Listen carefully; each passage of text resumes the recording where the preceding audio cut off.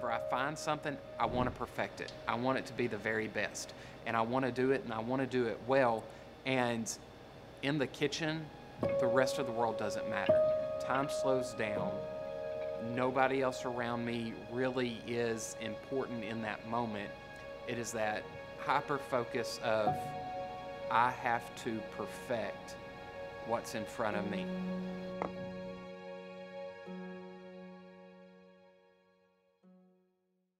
So we cooked a lot, and he always wanted to be in the kitchen with me, helping me do anything I was doing. It was one of those things that being a ADD kid, you know, people, they label ADD as, you know, you don't focus on stuff, you know, you ping pong around. And I think the kitchen was a safe place, and it was something that I understood, and that's why I pursued it and excelled, because it did make sense. You know, honestly, I'd planned on going to a university and getting a degree in history, and so at that crossroads, I went to a career fair, and I met Chef Brandon Thrash, and just talking to him and seeing the passion that he had and the charisma he had for the field drew me in. I was like, this guy knows what's going on. This guy knows how to articulate what he knows. I want to know what he knows, and I want to be able to do what he does. With me, if he's trying to teach me something, he gets very frustrated. So I don't think I would ever have pictured him in a classroom teaching kids, and not only teaching kids, but actually having an impact on their life.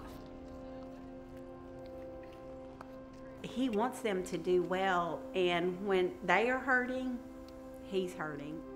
You know, it's amazing how whenever you get thrown in a kitchen with people from all different walks of life, how you form this weird bond and this misfit family, and people that never would have been friends anywhere else here on this campus end up being really close friends because of the environment that we've created here in this classroom.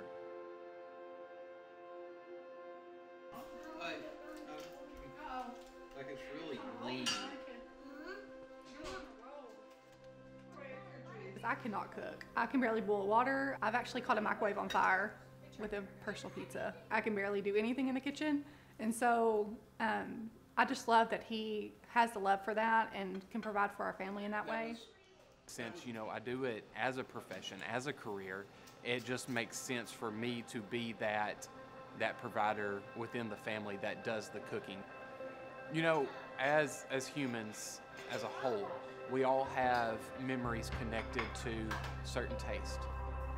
The first time he cooked sushi for us was very adventurous for us, because he had never made like the sticky rice or had to roll it, and so he just went out of, he knew that I love sushi, and it was a time whenever we just couldn't go out and get it, and so he decided to make it at home. And so I think that's one of my favorite memories of him cooking for me. Going to the kitchen and still be able to impress her and cook for her and say, hey, here's this super nice dinner that I prepared for you, and seeing, you know, the way she feels about it, that makes it worth it.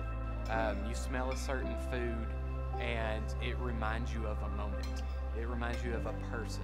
And I hope that in the future that my kids are able to say, oh my gosh, this reminds me of what Dad used to cook.